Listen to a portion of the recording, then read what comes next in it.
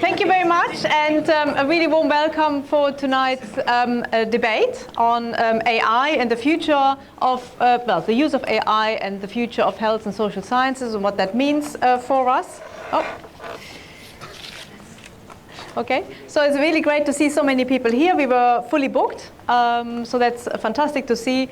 I just want to briefly mention that this is an event that has been organized by the National Center for Research Methods and by our research grant or training grant funded by the UKRI on digital skills development, and you can look at that up on our website, the NCRM website, under innovation.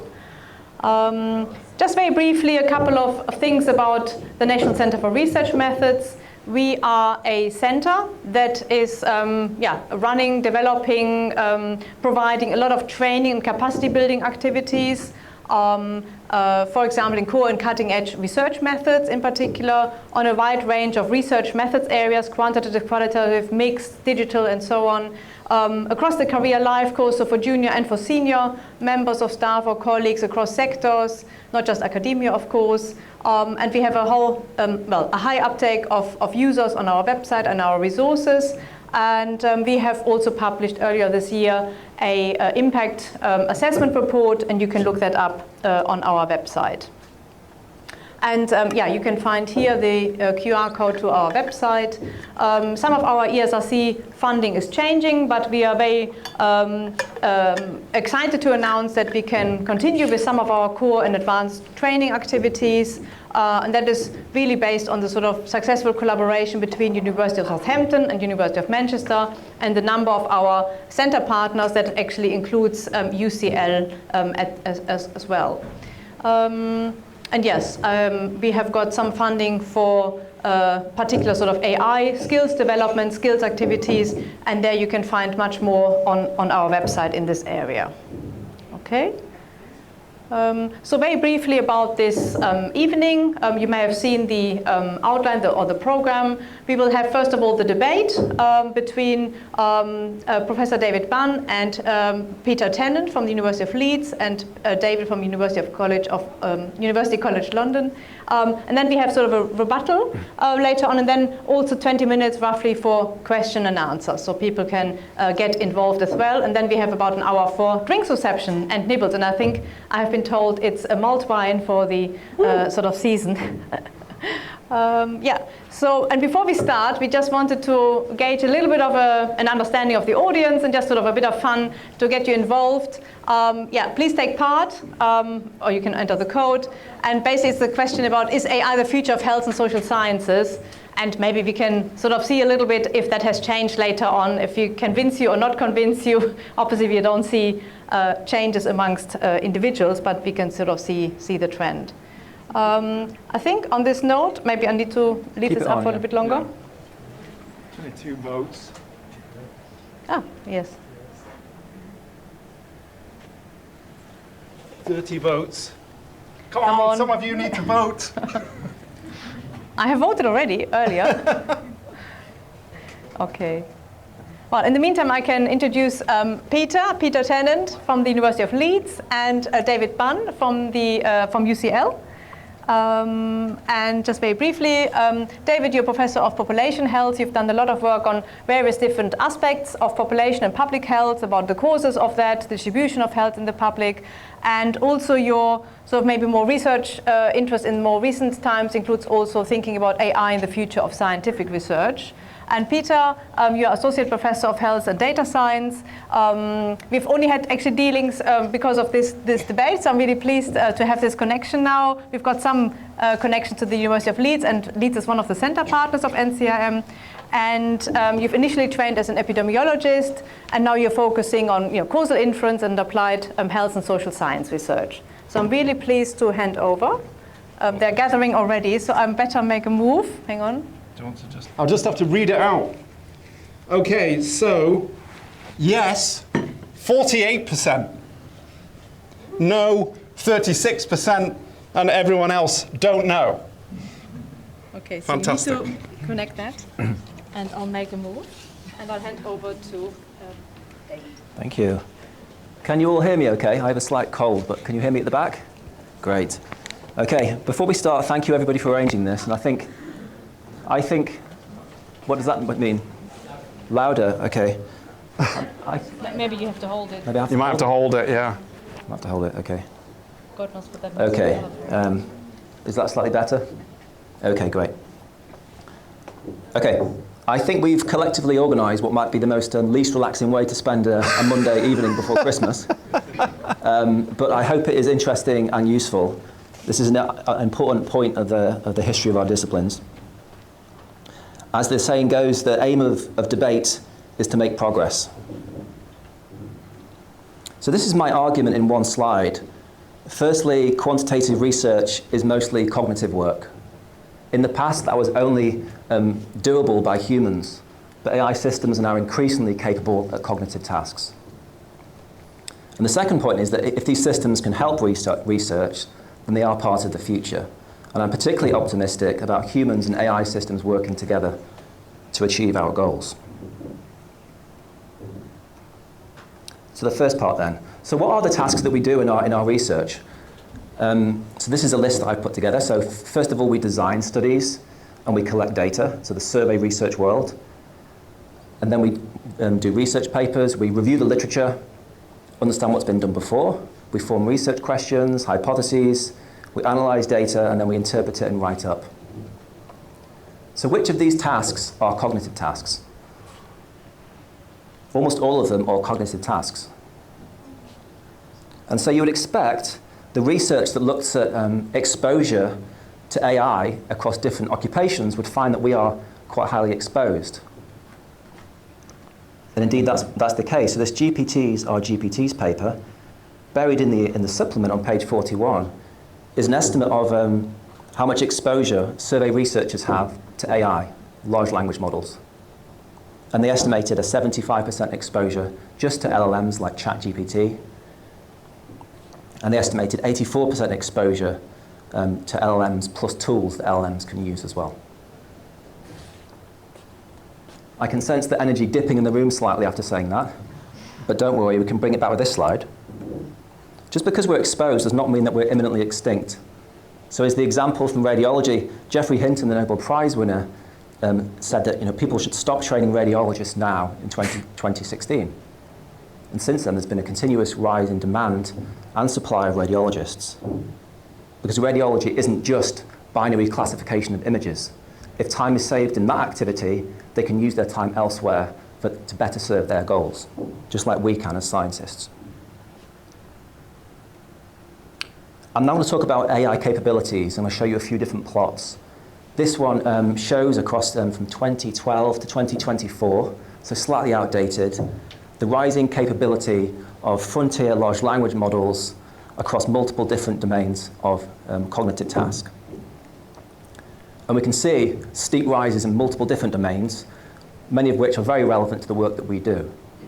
For example, mathematical understanding or general scientific understanding. So one in particular I'm going to point out here is the GPQA. It's described as being a graduate level Google-proof Q&A benchmark. A challenging set of questions written by domain experts in biology, physics, and chemistry. This slide shows the same benchmark broken down across the different models across time, using slightly more recent data. So I think in the early LLM period, the models were very new, and I was very intrigued by the models, but I wasn't very impressed by their abilities in a sense. They seemed very fickle, particularly with tasks that required multi-step reasoning. So this benchmark and other benchmarks are designed to capture that kind of reasoning ability, and we see great increases in the performance in those benchmarks, actually now exceeding that described as expert human level. So those with PhDs or those training for PhDs.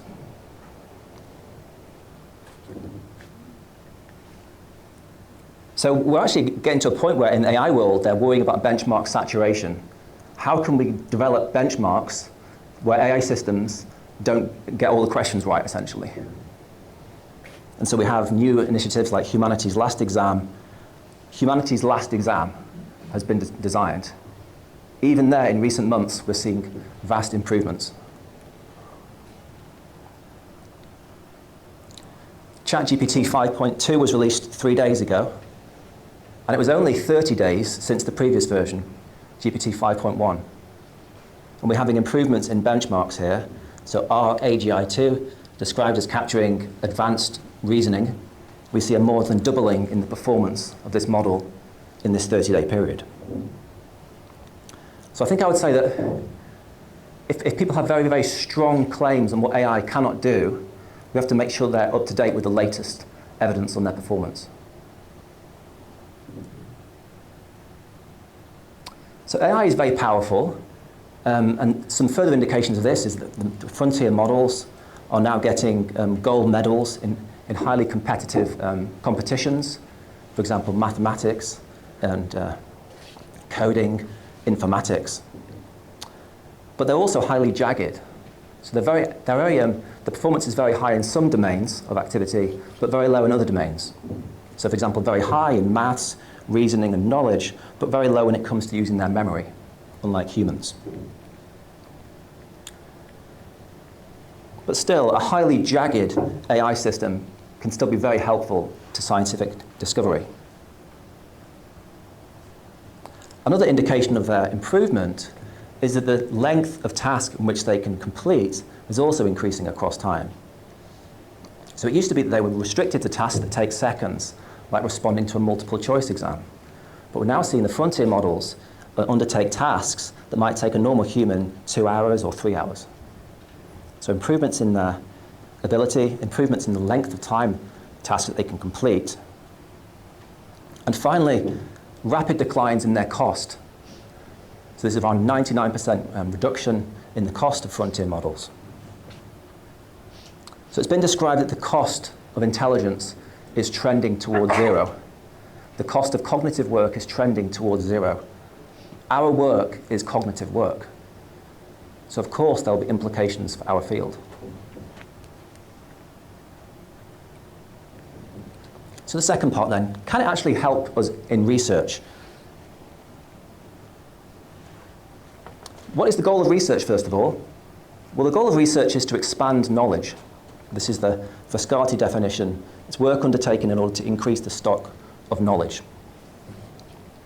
And in doing research, the tools that we use change, but the goal does not change. You can do research without any tools at all, just using paper, or even without paper, just speaking to another human being. Or you can use tools like a computer. You can use tools like a computer with some AI, or a computer with lots of AI. The key criteria is, does your work contribute to the discovery of new knowledge? You can do exactly the same paper, and it may have taken you 10,000 hours in a very manual endeavor, or it might take you 10 months or 10 weeks using frontier tools. If the contribution the key thing is that the contribution to knowledge is the key criteria. I'll put this in a sort of a different way. So the two kind of tasks that we do in our work, literature reviews and data analysis, historically it was very much a manual endeavor. So physically searching libraries, reading papers manually, doing manual calculations for our analysis. We didn't stop there. Humanity continued to progress, society changed. We now have access to the early computer era, where we have scientific research available via computers, via the internet, using digital databases, and using computers to speed up our analysis. We didn't stop here either in the early computer era, and why would we?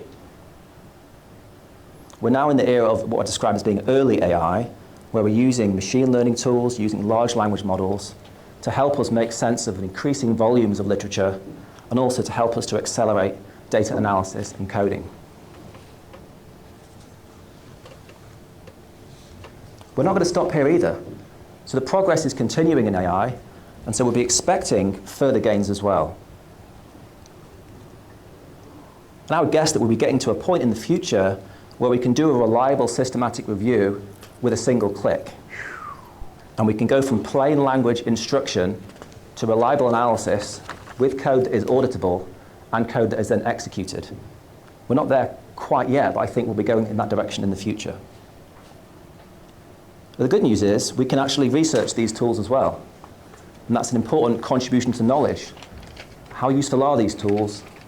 What can they do? What can they not do? In academia, we're not building frontier models, right? We haven't got the capital to do that. But we can at least understand these models in our work.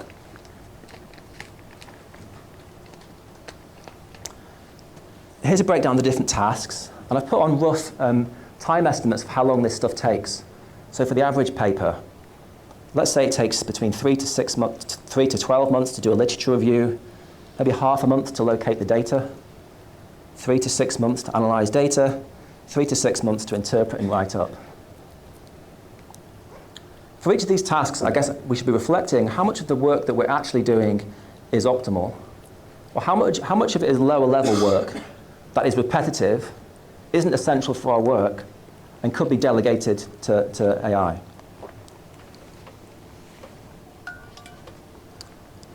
The paper I showed before, the GPTs are GPTs paper, it said that because it described GPT as being a general purpose technology. So the good news is that we can use GPT and other frontier LLMs for any task, really. And we can use them at our discretion. We can use them as very restricted tools. We can kind of use them as research assistants. Or at the very far end, the more experimental end, we can use them as agents in which we give tasks and they go off and complete those tasks. This may be an optimistic estimate of how long things take. It's been estimated in the US that almost half of US researchers' time is spent on admin. So even there, I think this is one area where AI can help us spend more time on actual research that we actually want to do in the first place. In the next few slides, I'm going to focus on literature reviews, locating data, and data analysis. In the paper on the bottom right, we discuss other tasks as well that we do in quantitative research. So we're going to start with reviewing the literature. So if you do a systematic review, how long does it take? Well, this review of length suggested 67 weeks, so over a year for a single systematic review. The Cochrane Handbook advises between 1 to 12 months. But I expect many of you that have done reviews will know a lot of your time is spent on painstaking and quite often painful after a series of hours manual screening of papers. You have to read through manually hundreds, potentially thousands of individual abstracts to decide if they should be in your pool to analyze or not. Is that a great use of human time?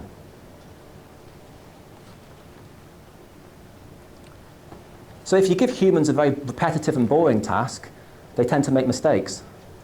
So this paper suggested a baseline error rate of around 10% that humans make in reviews. That's another motivation to try and use AI. It might not only be more efficient, it might be less error prone as well. So even Cochrane are now exploring the use of large language models for systematic review work, because the aim of Cochrane is not that we spend thousands of hours doing manual repetitive tasks. The goal of Cochrane is a world where health decisions are based on timely evidence. We can't really do timely evidence if our reviews take a year and a half, and so on.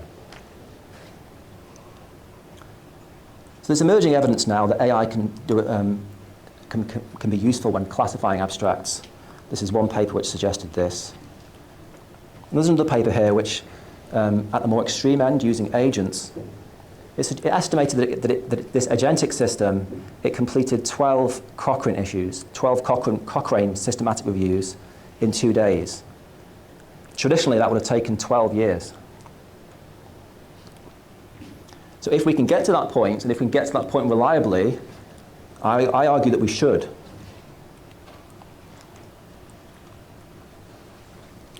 For ad hoc reviews, let's say you're informing what's going to be in your introduction or your discussion section. We haven't got the bandwidth to do a systematic review. We haven't got the time. So we do the best we can. I think many scientists now are actually using AI already. We're already using Google Scholar rather than the traditional tools that we might have trained in.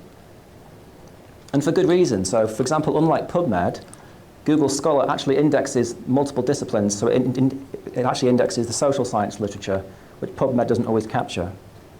And it also indexes the grey literature as well. So there's an emergence of AI tools for finding papers. So we've seen a few weeks ago Google Scholar has a Scholar Labs where you enter your question in plain English. What is the evidence that X affects Y? And then it finds you all kinds of studies which address that research question.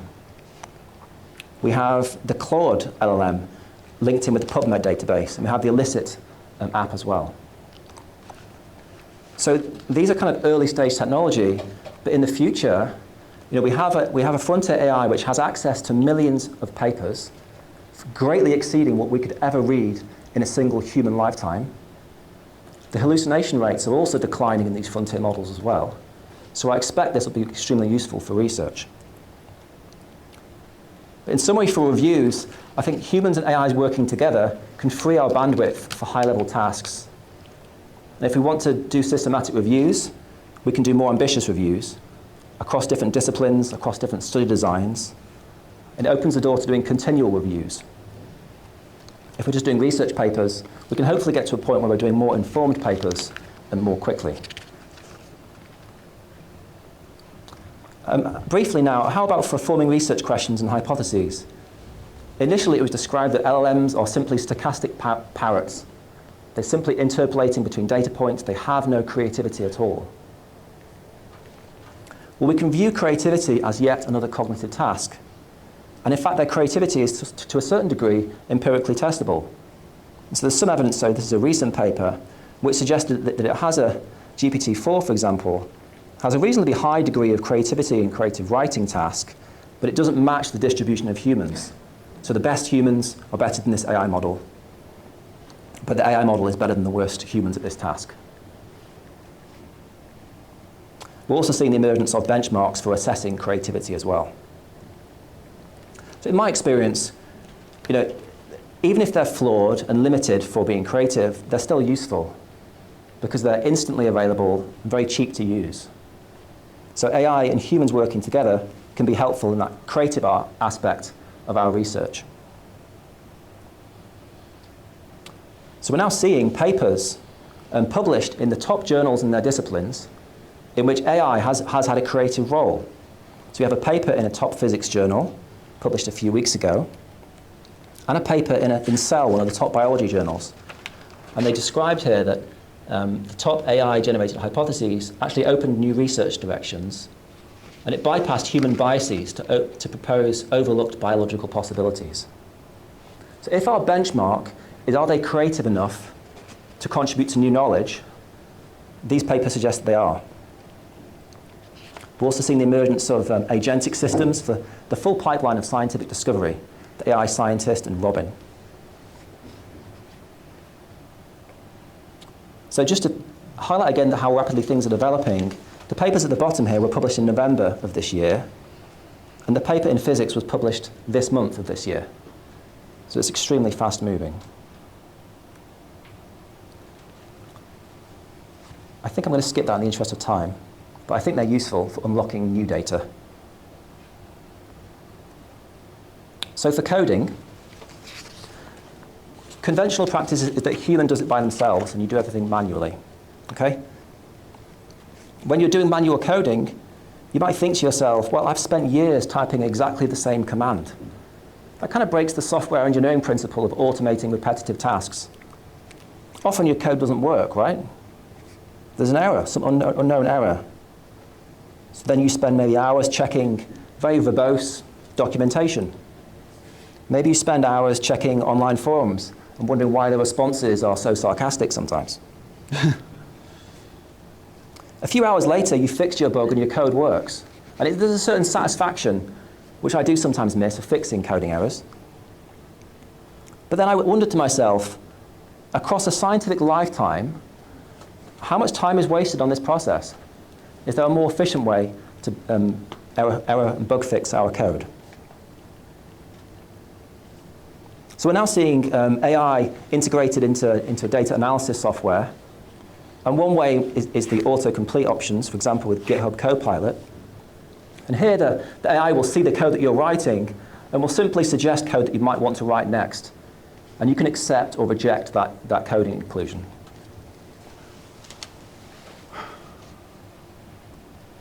And to me, it's not surprising that the literature which it empirically evaluates the use of those tools, finds that it does actually benefit productivity. This is a recent report where these tools were deployed in the UK government. And they estimated for each user, if you give them these tools, it saves them 28 working days per user annually. And 58% expressed they would not want to return to their original working conditions. So it seemed to save them time, and many seem to like using it.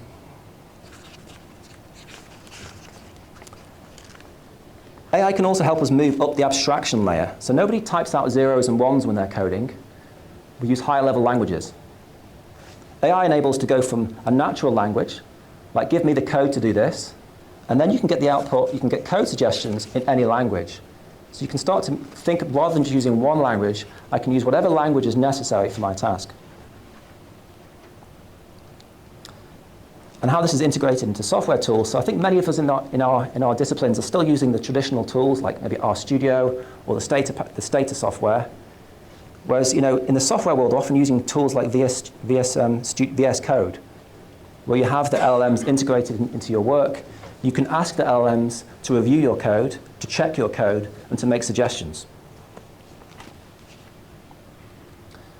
So that's using it simply as a tool just to make suggestions and to check your code. There is also increasingly agentic systems of analysis, which are very new and are quite experimental, where you're having a conversation almost with your data. You're saying, this is my data set, analyze it in this way. The tool then suggests code, which you can audit. It then executes the code and shows the output. That's one example. And there's another example here as well.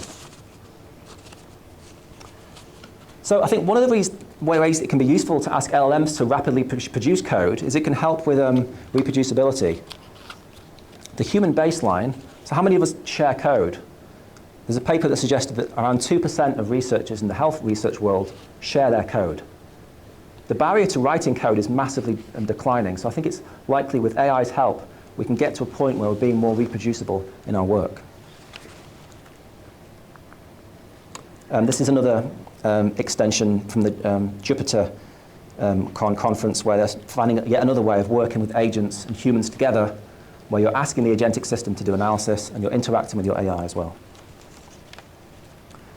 So for those tasks, I think in terms of admin, in terms of literature reviews and analyzing data, the hope is that AI and LLMs and other systems can help us move from the very manual drudgery tasks to the high-level tasks that we actually enjoy. So spending more time thinking about science, how we can do good quality papers, how we can design our infrastructure, and how we can use AI to speed up our reviews and coding. I'm now going to talk about some of my personal reflections. So how has it been useful to myself and our group where we work? So we work at the Centre for Longitudinal Studies, and we make our data on multiple different cohorts available for free to researchers around the world to use in their research. And we used to work in the traditional way, whereas now we're moving to a point where we're making all of our scripts available for our sort of tasks. So making available data, making available derived variables, and making available tools. So it's actually been enormously helpful to us in our overall goal of helping other researchers. So one example of that is us trying to understand how to use shell scripts when working with genetics. LLMs were really helpful there in helping us do this work. And that work is now available for anybody to audit, and those data are also freely available to anybody in the world upon data application request. It's also been very helpful in terms of making available tools to handle our data in multiple different languages. We had a hackathon last month, and my colleague Liam, who's in the audience, he worked with the Office for National Statistics, and there they wanted a tool to help them understand what exact job classification somebody had. It's quite a hard manual task, actually. So there Liam was able to make an app to do that with 2 single prompts to an agentic system. I'm going to skip that. It's very helpful for making tools and visualizers. So here I wanted to make a tool to show students what effect missing data might have in terms of bias of your estimates. So there's a nice visualizer which is quite easy to make, and so you can get an intuitive understanding of that concept, which can be quite hard to understand. I have an example of an AI paper here, which I produced with colleagues recently. So the motivation for this is I was interested in understanding what is the boundary between advocacy and research. How often in our papers are we actually making bold kind of policy claims, even in our research papers? And so we analysed the last 25 years or so of, 35 years, sorry, of published research. We downloaded the abstracts. We used LLMs to classify the abstracts because the concordance between LLMs and humans was similar to humans and other humans.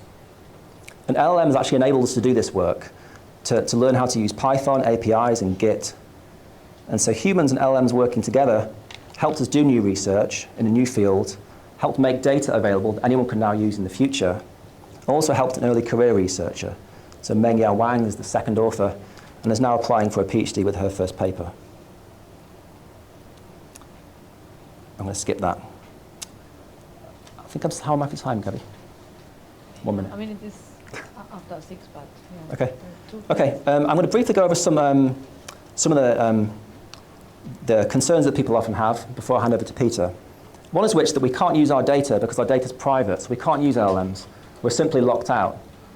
So one compelling alternative is we can simply use open-weight large language models that we can download to our computer and use, or use in secure servers. They're increasingly high-performing as well. Another one is about AI slop.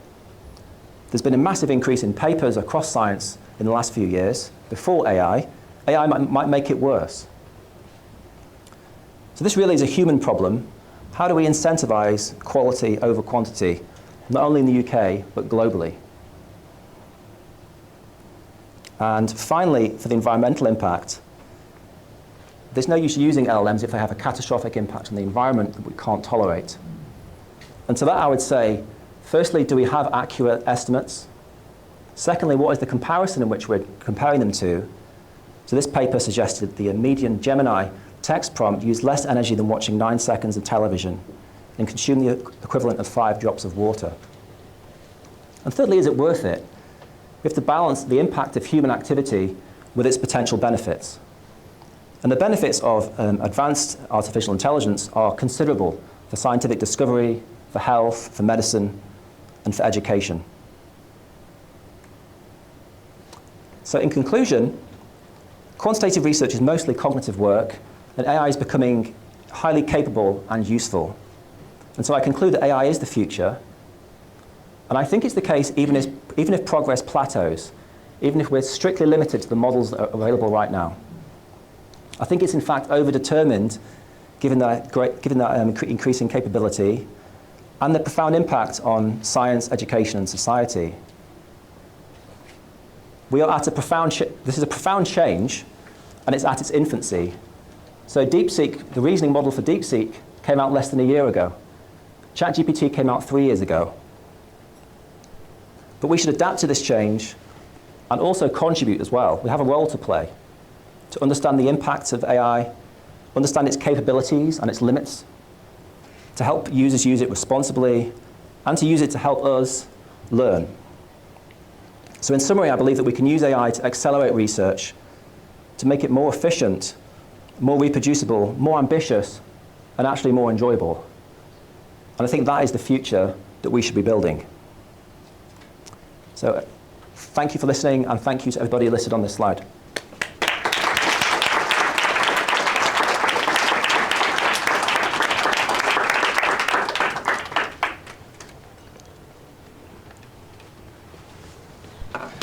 Thank you very much, David, for a very thought-provoking start.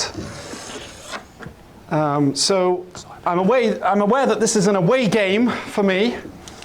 So for anyone who doesn't know who I am, I have a nice description from a colleague a few years ago. They said that I am like a scientist out of the 19th century. That was not meant as a compliment. Sorry, it's not coming up. Yeah, I can see that. There we go.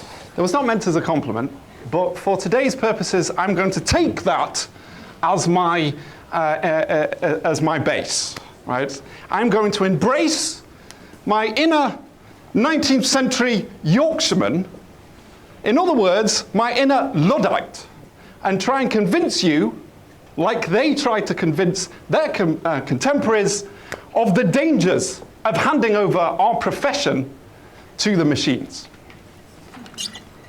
So I'm going to start with a bit of interactivity. Okay, so I'm going to pose you a scenario, and I would like you to put your hands up if you agree. So to begin with, when each of you in this room comes across a scientist who is extremely productive and who publishes a large numbers of paper every year, is this impressive? Put your hands up if you find this impressive.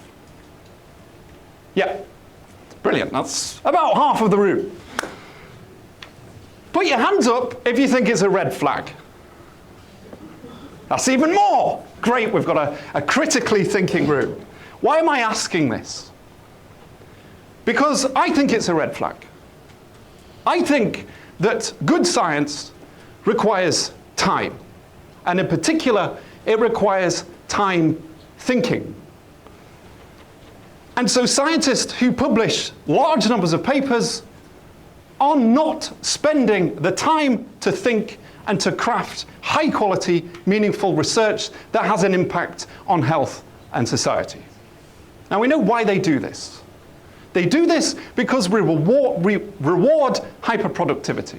We reward that when we should be rewarding less, more thoughtful, and more careful research. And what is the impact of that? Well, the pressure of that hyperproductivity is that we produce, as a scientific system, an abundance of research waste. An enormous amount. Over 85% of what we produce is estimated to just be waste. What do I mean? I mean derivative research. I mean low-quality research. I mean low-value research. I mean flawed research, and even fraudulent research. And in order to manage this insatiable quantity of material, we have a whole system of mega journals and even predatory journals that will happily take our junk as long as we pay them.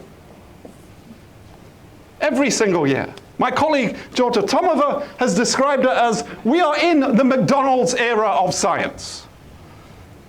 And I'm saying this because I believe that this is the biggest problem in health and social science research. I believe that this wastes all of our time. I believe it wastes our labor. And I believe it wastes the money that funds our time and labor. I believe that good research then gets completely lost in all of that waste. And I believe ultimately, most damagingly, it threatens and undermines public trust in science and public support for science. So that is what we have to fix. But AI is not the solution. AI is going to take this problem to a whole nother level. Even the mega journals, even the predatory journals, are now struggling to cope with the swamp of waste that is being produced by AI algorithms. This is not the future of health and social science. This threatens to be the death of health and social science. That is my argument. I've got 6 different points I'm going to make, which obviously I will whiz through. We will start with this argument that AI tools cannot actually help us with scientific reasoning. So to understand what AI tools and indeed LLMs can and can't contribute to health and social science, we have to start by understanding what they can and can't do. What are they? Well, what the architecture tells us.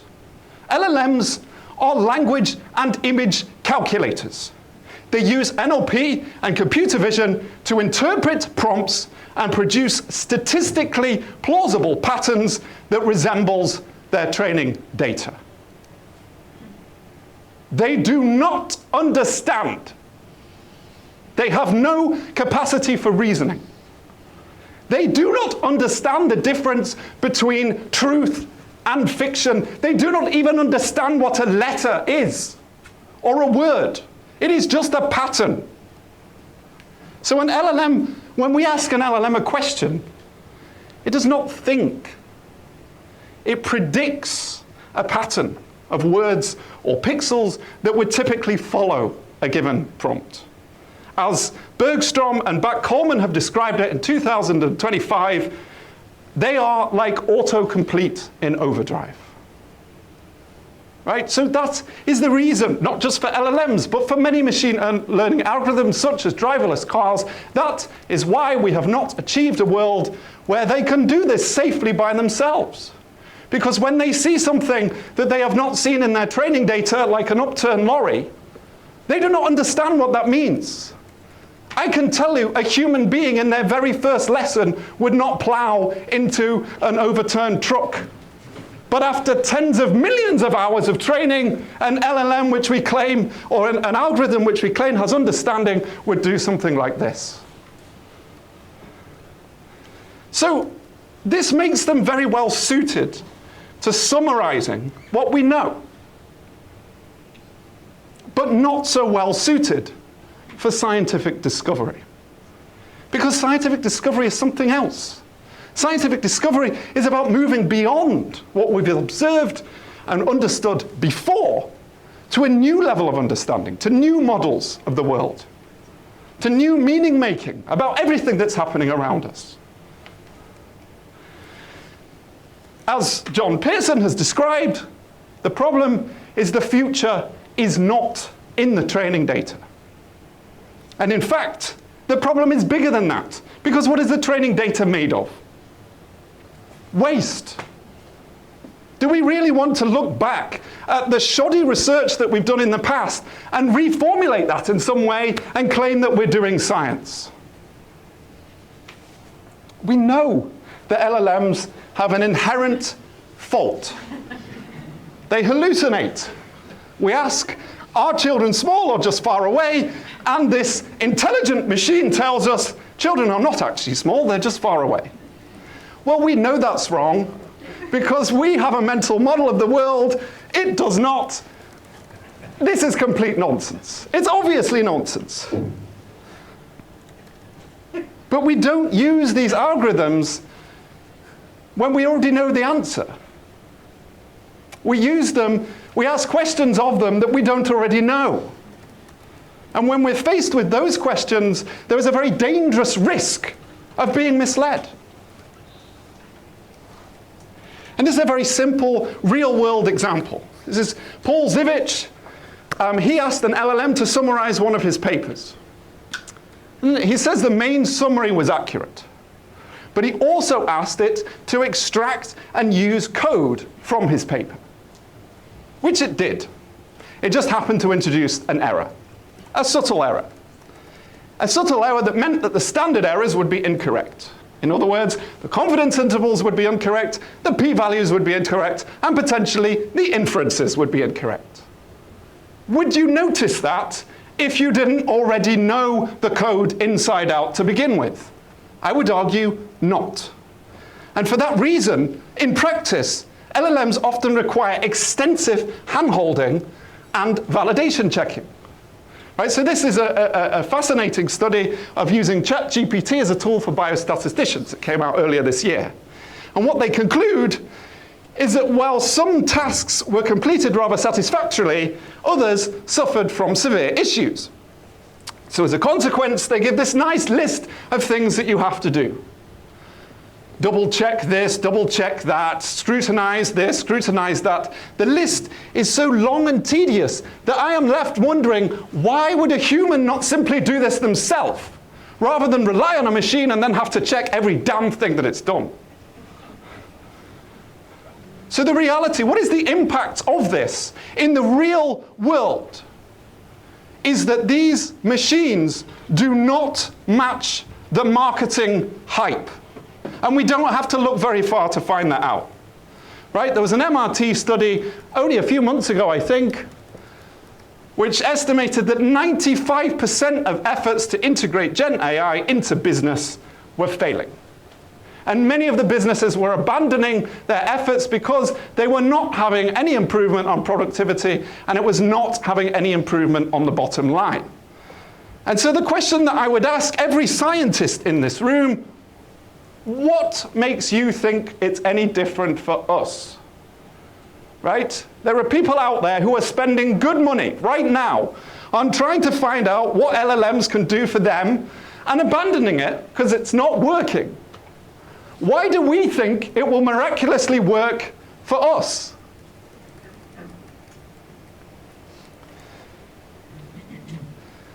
And I'm going to move on to the word of the year, according to Webster's dictionary, slop. It was announced today. This is David's paper, which he's already alluded to, and colleagues. At the end of the paper, you argue, which you argued in the presentation as well, we live in an era that incentivizes scientists to produce masses of papers of questionable quality. Right? We agree that is a major problem. This is a human, not an AI problem. I completely disagree. I think that's a logical fallacy. I think it's a false dichotomy. It's equivalent to saying guns don't kill people, people kill people. Well, in reality, if people kill more people when they have access to guns, guns are a cause of death. If people produce more slop when they have access to AI, AI causes slop. And we don't have to look very far to see what a problem that is right now. LLMs are catalyzing scientific slop on an unimaginable scale. Right? There was an article in The Guardian only last week about AI research. An AI researcher who was proudly boasting he had published 100 papers in a year and he'd used AI to help him do it. And if you speak to any journal editor right now, I can tell you what the problem is. They are struggling to cope with fraudulent submissions, spam submissions. Some of them they pick up, others, such as the famous massive testicled mouse, somehow got through the predatory journal system.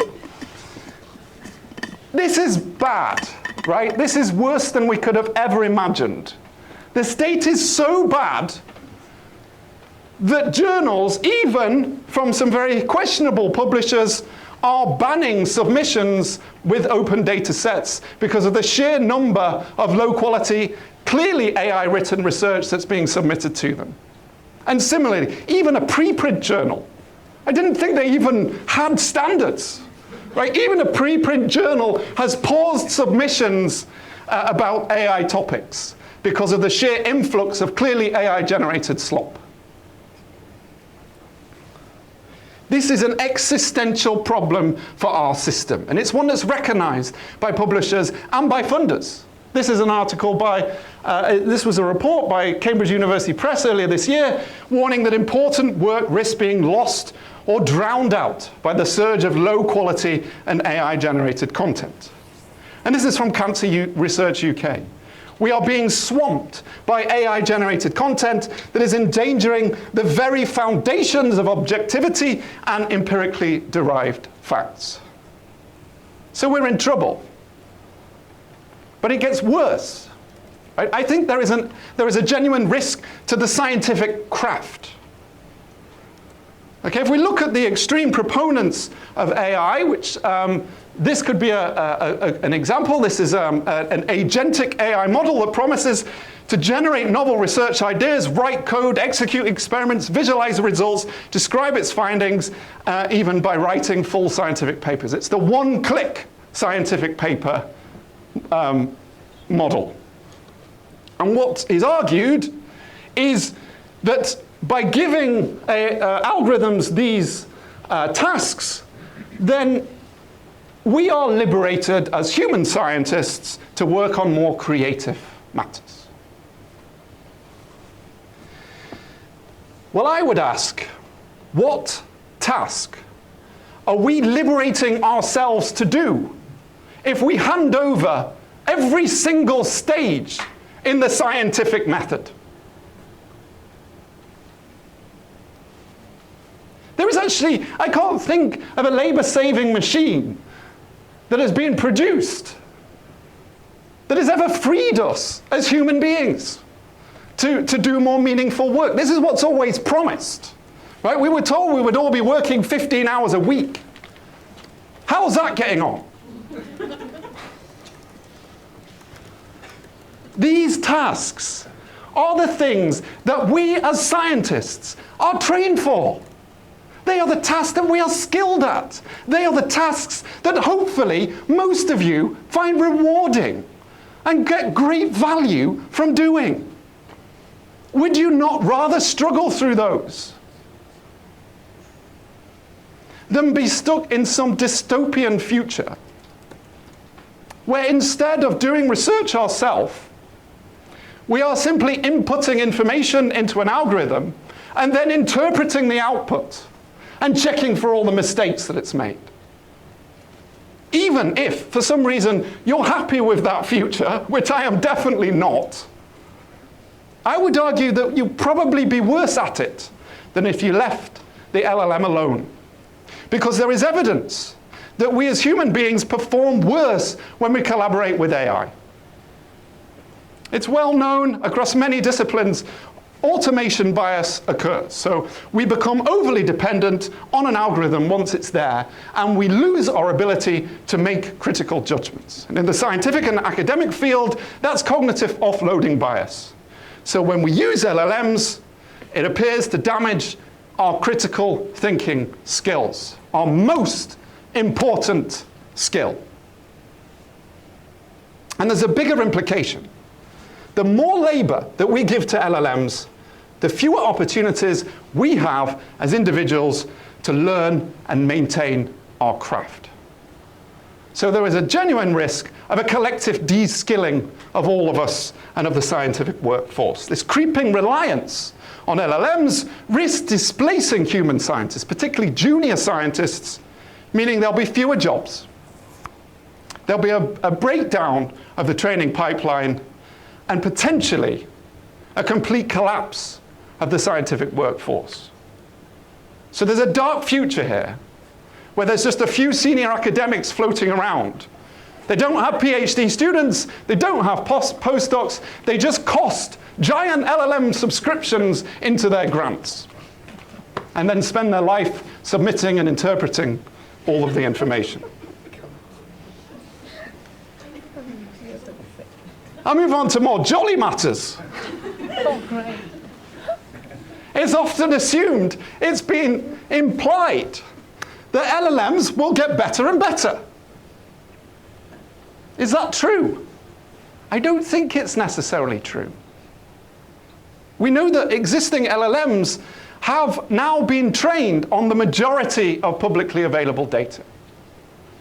So the scope for scaling is much more limited than it was at the beginning of their life. And indeed, the improvement between ChatGPT 4 and ChatGPT 5 was so modest that it left a lot of people wondering, have we hit the wall? But it's actually worse than that, because the training data is degrading.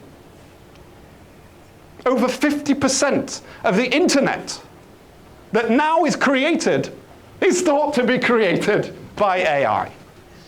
So tomorrow's algorithms will be learning based on slop. And guess what happens? Model collapse. So the future does not look so bright there, and it does not look so bright when we consider that we as humans are contributing less and less as we use LLMs more and more to wonderful, rich human platforms like Wikipedia and Stack Overflow.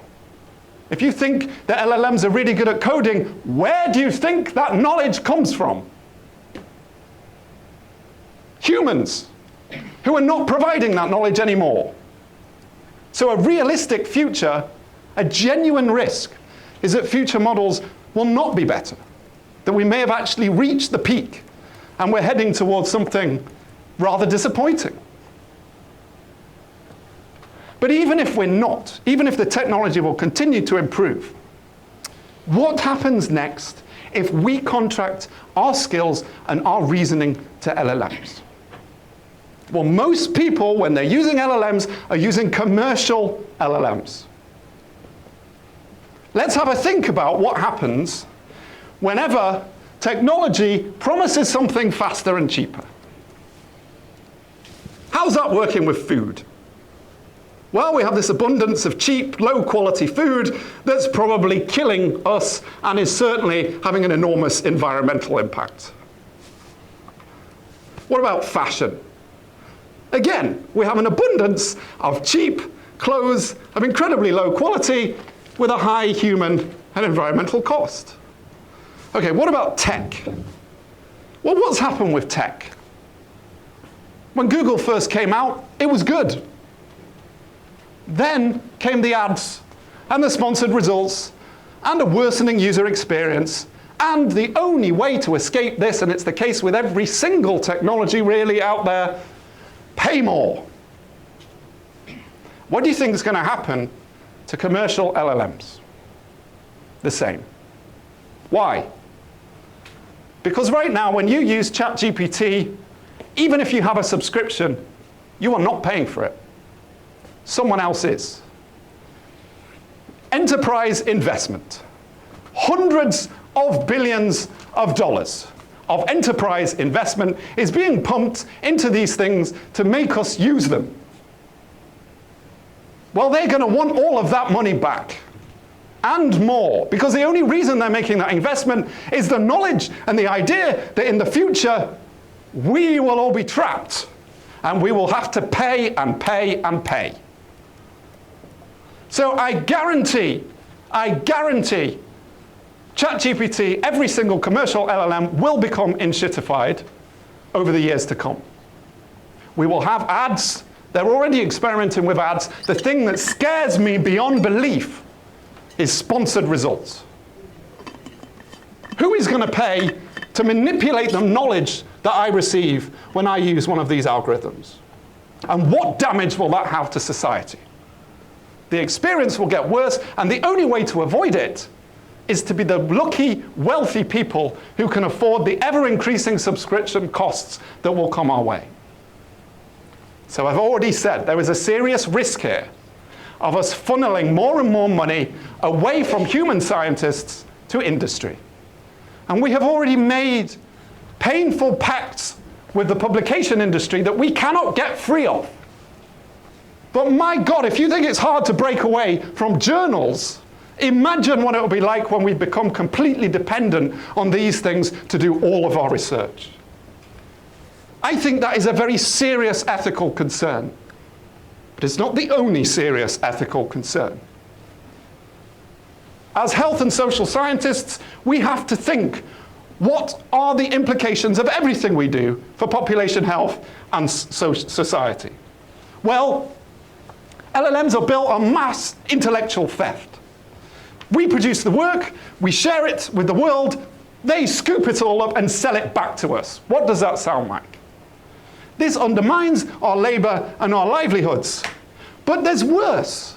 When you think an LLM is magic, because it's got some mystery data and algorithm, I will tell you there is an army of invisible, exploited workers behind the scenes who are doing all of the moderation.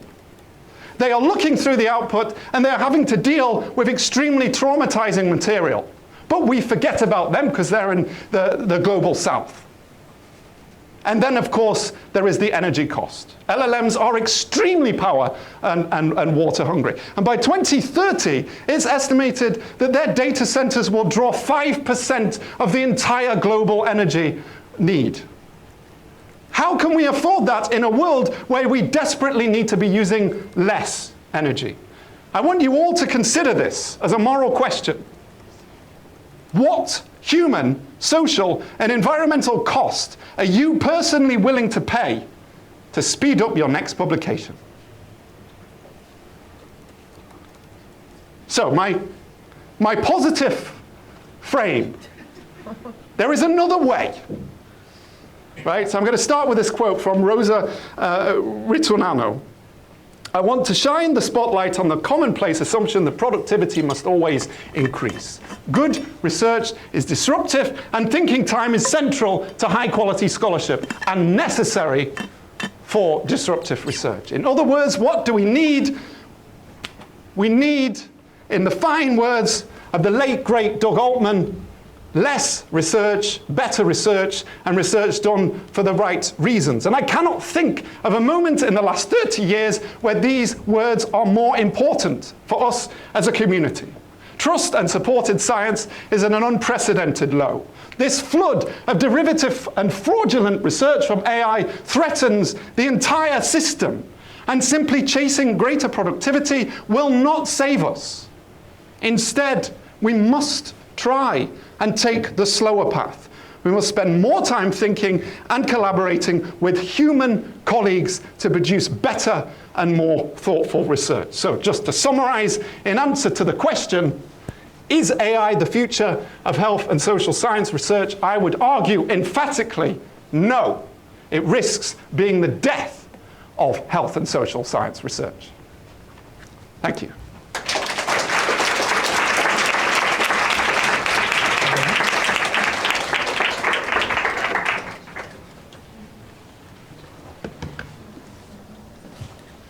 So we've got now 5 minutes, just sort of a little back and forth.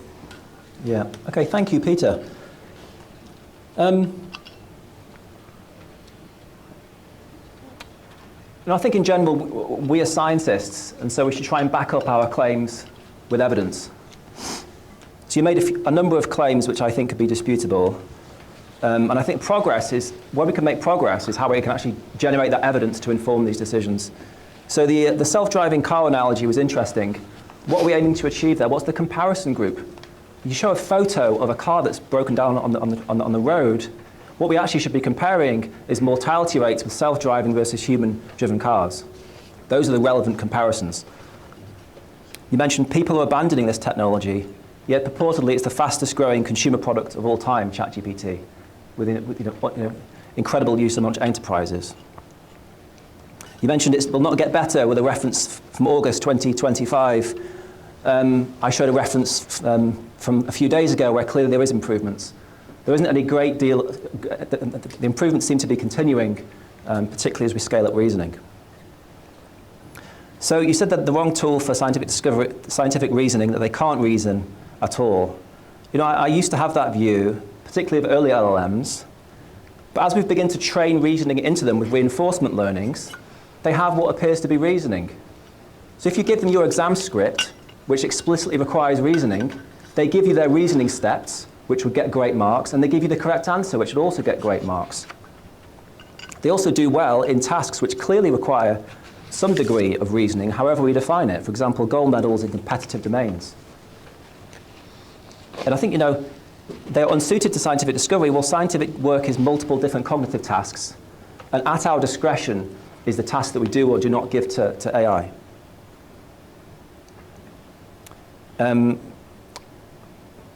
You said that the problem with health and social science is waste, and I think we agree that there's a problem with people being wrongly incentivized to produce low-quality papers. So the solution to that is that we try and incentivize higher quality, fewer papers. We don't stop using tools simply because of that problem. And if you look, for example, this has been a problem whenever you make a tool to increase productivity. So the 2-sample Mendelian randomization packages, there's been a surge of Mendelian randomization papers, particularly from China. In the UK, we're already tackling this, and it's actually a difficult human problem. How do we get the incentives right? So in REF, for example, we have a maximum of 5 papers, and we're moving to narrative see these in grants. We have to acknowledge that science is global. It's not just the UK. So LLMs cannot liberate us from science. They take away the scientific craft. They are a general purpose technology, so we can use them at our discretion. We can use them to free us up to do more meaningful creative work, or we can use agents to do all the scientific discovery. I do not have the evidence that suggests that those agents should be automating all the scientific discovery. That's not a very defensible position. These things have come out in recent months, and they're an interesting technology development. But I think there's clear wins where they can add to scientific discovery. So you mentioned the future of LLMs is enshittification. And I think that's speculation now. We still use Google Scholar, even with the ads, right? If the beauty, I guess, of capitalism, if a company over-advertises, if it's very competitive environments, you can simply switch your LLM provider. Even more so, if you don't want to use a commercial LLM, you can use an open weight LLM, or even a fully open source LLM. And perhaps as the research community, we should be building those out if we're concerned about the downsides of commercial LLMs. You mentioned ethical concerns, and you cited what I think was a Guardian article. I think every major technology has costs. We are empiricists. We should be quantifying those costs and having a proper evidence discussion about how much they're costing to train, how much they're costing to use. And this, there's a report by UCL colleagues that came out a few weeks ago that suggests that we can reduce energy costs by 90% simply by using smaller or quantized large language models. So LLMs are coming, people are using them, we have a choice in how we use them in the future. And if energy consideration is a big point, we can try and make them more energy efficient and advocate for the more energy efficient uses. And also, what do we compare them to? If we compare it to the entertainment industry, if we compare it to cryptocurrency mining, the LLMs are the technology which has got clear proven benefits, in my opinion. And the efficiency costs are also improving across time. So for example, the DeepSeek model, which came out earlier this year, seemingly a much more efficient model to train. If models are getting more efficient to train, they should, for each individual query, be more energy efficient. So you also mentioned the case for slower and more thoughtful science. And I think we're all in agreement. We want higher quality science, not lots and lots of redundantly low quality papers. So overall, I think that, but I think slow itself is not virtue. If you can do your paper in 6 years or 6 months and it's the same quality, what should you aspire to be doing? What should the public who are funding your research want you to do? Spend 6 years on it because you enjoy that process, or 6 months on it with tools? You could even spend longer on it if you use no tools at all. What about the energy and ethical costs of industrialization as a whole, or using a computer, or using a smartphone? We are at the early stage of this technology, so we should be measuring those costs and then making balanced judgments. I think I'd also add as well, just in terms of the positive potential of this technology, I don't think in any major technological change like this, it's been so evenly accessible from around the world. So anyone around the world can essentially use these models essentially for free, and it's available essentially in every recorded human language. Whereas other technological revolutions, for example, smartphones, they were largely restricted to high-income countries, at least for the first period. So there's an argument here that they can have a huge positive potential benefit to countries with lower resources. Education is hard to intervene on, but what we do know is personal tutoring can make a massive difference to education attainment. So we can roll that out to everybody in the world, so everyone can have personal tutoring, or we can simply stop using these tools. I think in general, that AI is coming, whether we like it or whether we don't like it. The key thing is what we do with that information, what we do as scientists, what we do to shape our ecosystem to make it work well for our goals. I think I'll finish there. Thank you very much, David. Well done.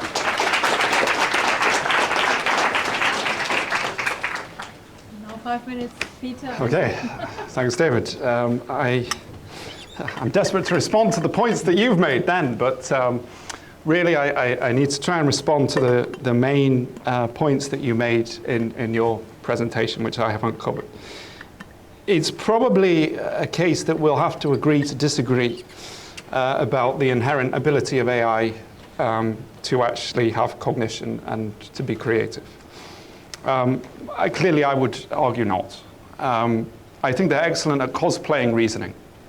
I think there's an awful lot of pattern recognition that can take place from the incredible amount of learning that it's done that means it can quite reasonably guess things that looks very like reasoning but isn't.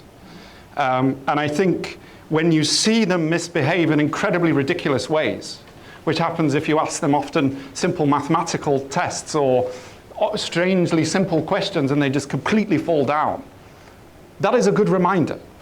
Under there is not reasoning. Right? It doesn't matter what figures someone has produced. There's something very strange there that indicates it's not really understanding what you're asking. You talked about using LLMs for research question and hypothesis generation. I personally have an enormous problem with this. I think that the process of hypothesizing and of constructing research questions is one of the most sacred and challenging aspects of being a scientist. I think that we are embedding our mental models and we are embedding our values when we are formulating hypotheses and constructing research questions. And my concern with relying on LLMs to do that is that, of course, they have baked in all of the biases and the waste that they've seen before. Right? So we are trying to move beyond a world where we're simply repeating colonial and patriarchal messages. The only way to do that is to be coming up with questions based on the society that we live in now. And that means using your human brain. In terms of systematic reviews, the idea of them being able to perform a systematic review in one click, even in 5 years' time, unless they solve hallucination, which they can't because hallucination is a fundamental feature of the way that they work. I can't see that ever happening, but I will concede that I think it's reasonable to use them in systematic reviews, particularly as a secondary screener. But again, I would say the biggest problem with systematic reviews, as I see them, is a complete lack of critical thinking. We will just combine all of the results that we've seen published before without proper reflection of the challenges of these papers. Yes, of course, we have, corporate guidelines and so on, but still, people are not conducting the kind of reviews that we need. The kind of reviews that take more than 6 months. I don't think I've done papers that take 6 years. There's absolutely no human way to do them any shorter than that, or no inhuman way to do them any shorter than that, because it requires 6 years of back and forth thinking and conversation with other humans over many, many years to understand an unsolved puzzle, or to clarify an idea beyond the knowledge that we already have. But clearly, there are some examples where some people may drag things out longer than they should. When it comes to coding, I think this is a really interesting one. My brother is a software engineer. He has some very strong opinions on this as well. I think they work very, very well for basic tasks. I think they probably do work pretty well for bug detection. But in my experience, if you're trying to do anything remotely creative, it is a nightmare. There is a genuine risk that by choosing to work with an LLM, you choose to be the hare in the hare and the tortoise, right? You think you race off, you've got all these initial ideas, you think you're halfway on your way, and then you get grounded because you don't have the baseline understanding that you could have had if you'd have started reading and planning and coding with your own knowledge. And dare I say, some people don't find coding to be a repetitive task. Some people find it to be a very rewarding problem-solving task that maybe we should appreciate a bit more. So I think that's enough. Thank you. Thank you very, very much. Excellent. Thank you, David. Very well done. I really enjoyed it. I think I would like to invite both speakers to come forward. And basically we have now 20 minutes or so for question and answers and debate and so on. Obviously, we have plenty of time over nibbles and wine and so on to discuss that further. We do have maybe the voting system at the first. end, yeah. Once we've done a Q&A, we'll do a final vote in the last minute or two and see who has fared worse. Do we need microphones for people? We don't really have individual microphones, so maybe we just have to speak up loudly. Yeah? Do you have any questions? Immediately, we have a question. Yes, I really enjoyed your point and very passionate against it. I wonder, so talk about LLMs and hallucinations and things. I was wondering what you think about other alternatives in machine learning, such as AlphaFold, which obviously just won the Nobel Prize for protein folding. Do you see different areas of machine learning having disparate impacts? Yes. In short, clearly, there are certain prediction tasks where machine learning is extremely well suited. But the one thing I would say is beware of the hype. Right? Because they can do certain things extremely well, people assume that they can do many tasks extremely well. And really, it's a case of individual tasks being very, very well suited and other tasks potentially not being so well suited. But clearly, for some things, fantastic. Yeah, I agree. I mean, I think to keep it reasonably fair, we steered towards LLMs and agents in this debate, but there's clear great utility in what AlphaFold and other frontier prediction models have done. For example, meteorology. And they've been published in great journals. They've open sourced their resources and had a good contribution to science. from those commercial companies. Great question, yeah. Yes? Thank you. Hi, thank you for that. I think Peter alluded to the fact that hallucinations are a fundamental feature of AI. I was going to ask you, David, do you feel that it's a fundamental feature, and do you feel that we can actually overcome that at any point in time, or do you think it's just something we have to kind of accept as being part of it? Yeah, I think there probably is a degree that we have to accept. They're not deterministic, they're probabilistic in the output that they choose. But there's ways of engineering these LLMs so that the hallucination rate reduces, and empirically we can track that with hallucination benchmarks. It's also, I mean, in my personal use, you're going to hate this, Peter, but using multiple LLMs at the same time and kind of triangulating off them. Maybe some of them have certain biases, and you can get the output of one and give it to another one, feed it to another one, and that way. So people have been exploring that in a more formal way of like scaffolding work around it to try and reduce hallucination rates further. And the reinforcement learning is one paradigm for that. So maybe there are Do you also want to questions chat about hallucinations? around methods and how to... You should answer as well. The question was about hallucinations. I would just agree that they're a fundamental feature. I mean, I think you're right. There are things you can do to try and reduce the risk, but not remove the risk. So yeah, that was her question. Yeah. Do you think at some point we can live without, going towards not having these isolated? I don't, because there's no sense of truth and fiction, right? So they're just producing a pattern, and sometimes that pattern will be wrong because it has no idea what the concept of right and wrong is.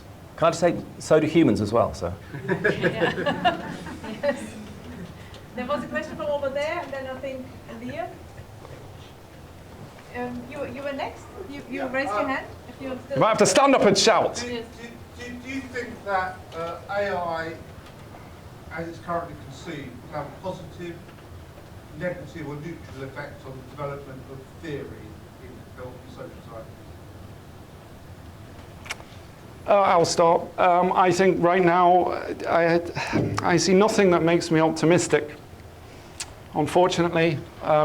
What really scares me is just how willing a surprising minority are to just embrace scientific fraud. It's like they were there waiting for the right tool, and now it's here. Now, it may trigger a renaissance. Right? Like, I genuinely believe there is a possibility that as we get influxed with slop, we as a system say, right, we need to do something different, right? And that something quite wonderful could happen. But right now, I'm not optimistic. I think it depends if we get the governance and the incentives right. That's the key thing. But we should also be, tracking quality of papers and empirically trying to answer that kind of question. And different disciplines have tried to sort of ensure quality in different ways. So, in epidemiology, you can publish a descriptive paper, just simple descriptive statistics. In the top economics journals, they really want cause identification and like a very careful empirical strategy around causality. But even there's concerns about the effect that's had on the discipline. So we have to get the governance and the incentives right. Learning from all the different disciplines, each of them has things they've got right and things they maybe haven't. Yes, so there was Liam and then yourself. Yeah. So part of your argument was that AI is bad for the craft of science, and I just wondered whether you believe that not using AI at all will make you advance in your field, and actually people that follow that strategy might win out, and then AI use itself would lead to less use over time just because they will succeed in. This is an interesting thought experiment as well, which I think has some merit. Right? As things pan out, there is no question in my mind that there will be a massive concern about AI slop. And that, a little bit like, the tailor who continued to produce magnificent clothes on, what's the name of the street? Savile Row? Right? These people survived because they continued to produce good quality stuff. They didn't chase growth, right? They didn't feel we need multiple Savile Row shops. They just said, look, I'm going to do what I do really well. And they survived. And I think that there could be a route for some people to do that, to actually really embrace slow science, masterful science that then the community appreciates. My only concern with that, which I should flag, is who has the luxury and the privilege to do that. I'm aware that I stand up here talking about slow science with a profile that says it's easier for me to follow that path. Whether it will be so easy for everyone and what are the ethical implications of that, I'm a little bit scared by. So in general, I think the best approach is to, a combination of human and AI. So use these tools to help you learn, to help you do better science. That's what I personally think is favorable. If people can do great science without AI and without LLMs, fantastic. People have the choice to use whatever tool they want. Yeah, I've got lots of questions. So you first, you, and then over there. And I would like to encourage all women to ask questions as well. I assume a lot of hands up by men, which another gender bias is. So you should bear that in mind. Yeah? So you first. You both raised in your discussion the question to what extent AI's contributions are derivative. But I was going to ask to what extent that actually matters. I mean, Newton had this line about, if I saw further, it was only because I stood on the shoulders of giants. Cormac McCarthy, the writer, said that it's a sad fact that all books are made from other books. I mean, to what extent are AIs just mimicking human creativity by ingesting what's come before and then replicating something new from it, or combining new information out of old, well-understood facts? I think one of the problems we have in science right now is an information overload. I'm aware of articles that have been published over 100 years ago warning about methodological issues that the vast majority of analysts don't even know about. So we do have a problem with volume. And my concern is that encouraging that volume and seeing it as part of the system is not going to solve that problem. Right? Actually, we desperately need to radically reduce the amount that we're producing so the signal-to-noise ratio improves. Can I say to that one, so I don't fundamentally know how the LLMs think. I also don't know how human brains think either. I think we're both neural networks of different design. But they seem to my view, they seem to approximate creativity and approximate reasoning, maybe in a different way, but they approximate it. And the key thing is, can we actually evaluate that? Is that claim actually falsifiable? And so if they're actually contributing to new knowledge, to me they're making a contribution. I've talked about reasoning a bunch in the talk and the rebuttal. Thank you. So there was a question here, and then yourself. Yeah. So I appreciated David's point about benchmark saturations, and there's a point to be made that benchmarks can be saturated in areas, and benchmarks can be done on areas where there are right answers that are knowable. My question to both of you is, are there areas of health and behavioral sciences that lend themselves better or worse to these benchmarks, that lend themselves more to the AlphaFold treatment rather than the slot treatment? Yeah. So, benchmarks. There's hundreds of different benchmarks, but they don't seem to be being produced by people who work in our field. And so I wonder if those benchmarks aren't suiting us, if we should not be creating them ourselves. It's kind of like cognitive testing, is you tend to measure it in a very narrow domain. And you wouldn't recruit a researcher based on a single test score. In the same way, you don't know how good an LLM is just based on its benchmarks. So I think we should be contributing to that work, I think.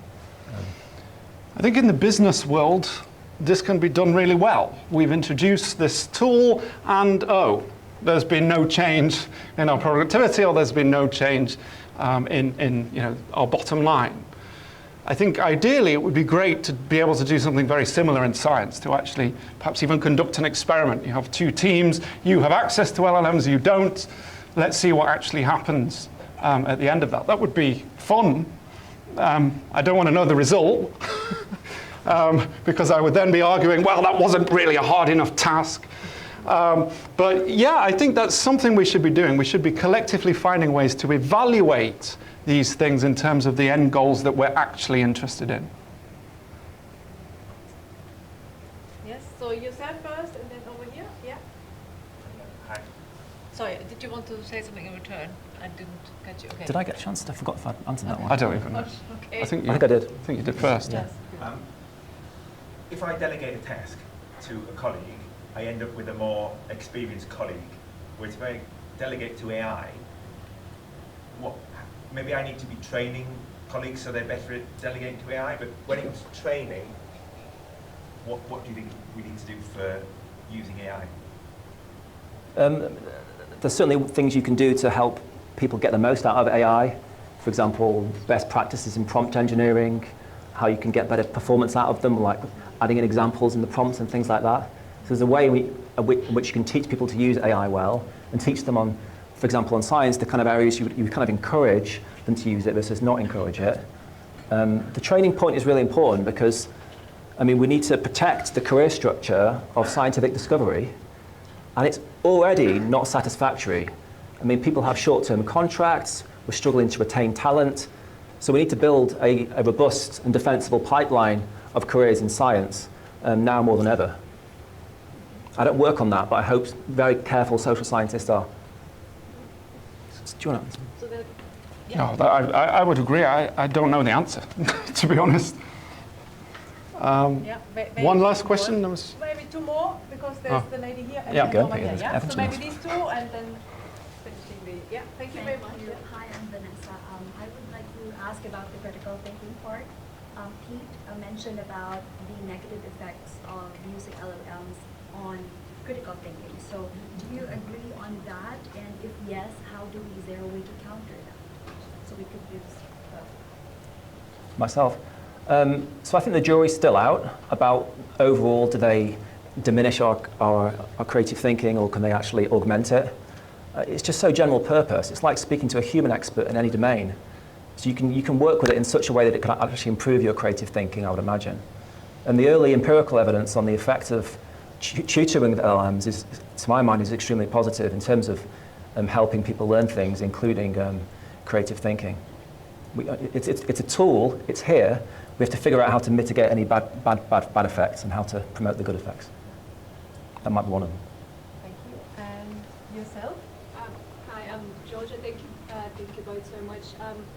One comparison or argument I've heard about using LLMs is, for example, if you were to go to a marathon and take a taxi to the end of the marathon, you wouldn't expect a medal at the end. And I wonder whether you agree whether this translates in a similar way to science, and if you haven't struggled through the craft of science, would you get the same reward in the end if you did it yourself or if you did it with an LLM? Was that more for me? It's a good question. Well, you can sort. No, I agree. Like you need like an apprenticeship of doing things manually to learn. The question is, like, to what extent and to what degree? Do you want junior colleagues spending, an entire calendar year on screening, or can that time be reduced so that they spend enough time on it to learn, but not too much time that they can't do other tasks, like develop their creative thinking, and how we bring multiple lines of evidence together to do better quality papers? I think your question made me think about something that we don't even discuss or think about, which is, do we enjoy the job? Right? Why do we run a marathon? We don't run a marathon to travel, whatever it is, however many miles, 21 miles. I need to just travel from A to B, so I'm going to run a marathon. We have some other intrinsic reason to do that. And I think for many of us who are driven into science as well, there was an intrinsic desire to understand things, to question, to query, to explore, experiment.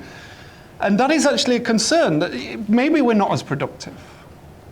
But if it's more enjoyable, then isn't that more important? At the end of the day, what's the point of all of this?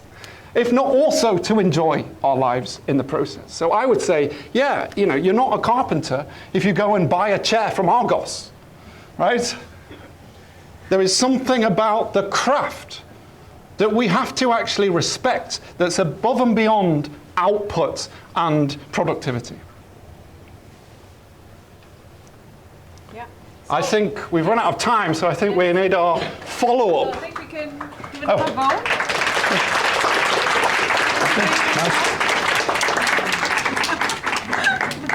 Diplomatic. Yeah, I think AI is here to stay, and obviously there are many pitfalls, many advantages and things to be gained. And I think it's our responsibility to think about how can we use it responsibly, and that is our job. And thinking about why are we doing it, and what's the purpose, rather than just doing things for the sake of it. So I think it was a fantastic debate. Thank you very much for the preparation and the back and forth and so on. And thank you very much for fantastic questions, really thoughtful arguments. And I'm very sure we can have more thoughts and more questions and so on during the reception. Thank you very, very much for coming. Okay, have you all voted? All right. Can we see the, can we, no. Hang on. You want to see the results? No.